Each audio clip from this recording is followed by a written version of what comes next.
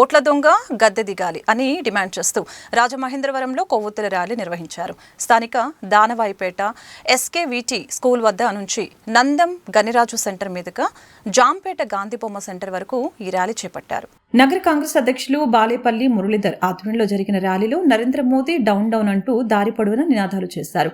బాలేపల్లి మాట్లాడుతూ దేశంలో బీజేపీ పాలన నడుస్తుందని అనటానికి కారణం ఓట్లు చోరీ చేయడంలో మోడీ పాత్ర ఎక్కువగా ఉందని ఆరోపించారు. ప్రజాస్వామ్యబద్ధంగా ఎలక్షన్ కమిషన్ తగు చర్యలు తీసుకుని దేశ ప్రజల భవిష్యత్తుని కాపాడవలసిన అవసరం ఉందని చెప్పారు. పీసీసీ అధ్యక్షురాలు షర్మిలారెడ్డి ఆదేశాల మేరకు ఈ కొవ్వొత్తుల ర్యాలీ రాష్ట్ర వ్యాప్తంగా నిర్వహించినట్లు తెలిపారు. కాంగ్రెస్ నాయకులు కొవ్వూరు శ్రీనివాస్, చింతాడ వెంకటేశ్వరరావు, చామర్తి లీలావతి, ఇజ్జరౌతు సత్యనారాయణ, మహమ్మద్ అలీ, బండారు వెంకన్న, రాజు, వీరాజు, ఎన్ఎస్యుఐ రాష్ట్ర ప్రధాన కార్యదర్శి తారకేష్, యూత్ కాంగ్రెస్ ఎన్ఎస్యుఐ నాయకులు పాల్గొన్నారు.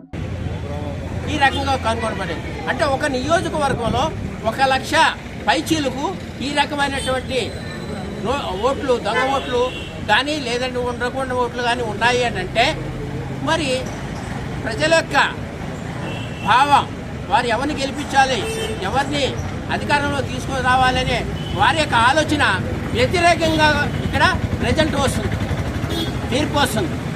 ఆటోమేటిక్గా ఇది పార్లమెంటు కూడా కాదు, ఒక నియోజకవర్గం, అసెంబ్లీ నియోజకవర్గం మాత్రమే.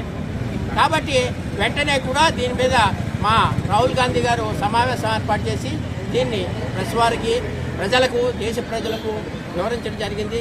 దీనిపైన విపరీతమైన స్పందన వచ్చింది. అప్పుడు మా రాహుల్ గాంధీ గారు మా పార్టీలో అంతర్భాగంగా ప్రజలందరికీ కూడా ఓటు హక్కు తెలియాలి, ఓటు ఏ రకంగా దుర్వినియోగం అవుతుందో తెలియాలి, ఈసీ ఏ రకంగా ప్రవర్తిస్తుందో తెలియాలి అనే సదుద్దేశంతో ఈ ఓట్ చోర్ గద్దె చోర్ అంటే ఓటు దొంగ గద్దెను విడనాడు లేకపోతే గద్దె దిగు అనే ఒక నినాదంతో ఈ కార్యక్రమాన్ని మాకు జరపమని ఏఐసిసి వారు ఆదేశించగా మా రోడ్డు మీదకి రావడం జరిగింది. ఈరోజు ఈసీ ద్వారా ఎన్డీఏ ప్రభుత్వం, బీజేపీ ప్రభుత్వం ఓటుని దొంగిలించింది. అంతేకాకుండా లేని ఓట్లు ఉన్నట్టు, ఉన్న ఓట్లు తీసేసి ఈ రోజున దేశ చరిత్రలో ఒక దొంగలా మిగిలిపోయిన ఈ బీజేపీ గద్దె దిగాలని డిమాండ్ చేస్తా ఉన్నాం.